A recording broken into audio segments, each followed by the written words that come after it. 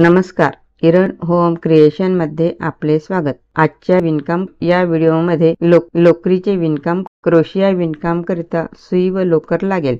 1 2 3 लोकर जाड असेल तर 9 नंबरची सुई घ्यायची। 9 नंबर इथे असतो, सुई जाड आहे। नंतर 10 नंबरची सुई, 10 नंबर इथे आहे, त्यापेक्षा 9 पेक्षा थोडी बारीक आहे। आणि ही जी आहे ही 12 नंबरची सुई, त्यापेक्षा बारीक आहे। लोकर बारीक असेल तर बारीक सुई घ्यायची व लोकर जाड असेल तर जाड सुई घ्यायची। सुई बाजूला ठेवूया। लोकरीला प्रथम गाठ पाडून घ्यायची। असे करायचे, गाठ पाडायची, लूप तयार होतो। त्यानंतर ही सुई या लूप मध्ये घालायची। डाव्या हाताच्या तर्जनीला लोकर गुंडाळायची।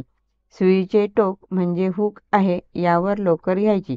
लोकर घट्ट पकडायची। सुईमध्ये लोकर घेऊन लूप मधून काढायचे। एक साखळी तयार झाली। तर्जनीला ताणले की साखळी घट्ट येते।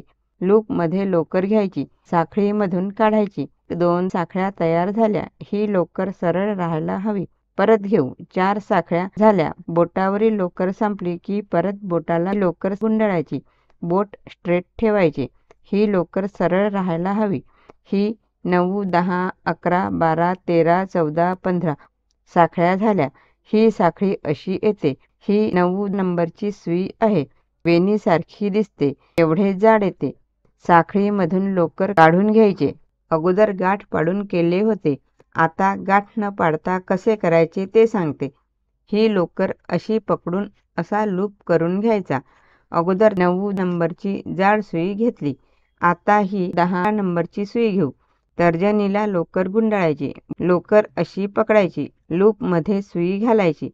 सुईचे टोक म्हणजे हुक, लूप वर लोकर घ्यायची। शिकण्याकरिता सैल साखळ्या मोठ्या मोठ्या घ्यायच्या। सुई काढली की तर्जनीला ताण द्यायचा।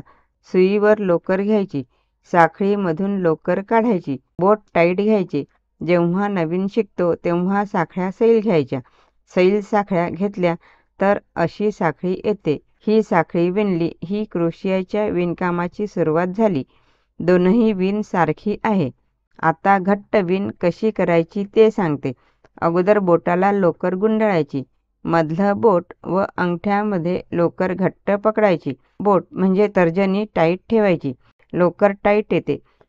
सुईवर लोकर घ्यायची व लूप मधून लोकर काढायची। एक साखळी तयार झाली। इथे घट्ट पकडायचे। 1 2 3 11 12 13 14 15 साखळी छोटी घेतली तर घट्ट विण येते। आता एकाच लोकरीने तीनही सुयावर करून दाखविते, म्हणजे त्यातील फरक कळेल। गाठ पडायची, हा लूप तयार करायचा। बोटाला लोकर गुंडाळायची। लूप मध्ये सुई घालायची। सुईवर लोकर घेऊन विणायचे। 1 2 3 ही साखळी सैल आली, याला असे ओढायचे, विण घट्ट येते। 1 2 3 4 5 6 7 8 9 10 11 12 13 14 आणि 15 ही बघा, पूर्ण विण अशी दिसते। जाड सुईची विण झाली। लोकर यातून काढायची, गाठ पाडायची। ही 10 नंबरची सुई आहे। ही सुई त्यापेक्षा बारीक आहे। बोटाला लोकर गुंडाळायची। लोकर पकडून विण करायची। 1 2 3 4 5 6 7 8 9 10 11 तर्जनीवरील लोकर संपली। परत लोकर बोटाला गुंडाळायची। 15 साखळ्या झाल्या। यातून लोकर काढून गाठ पाडायची। सुरुवातीची लोकर ओढून घ्यायची।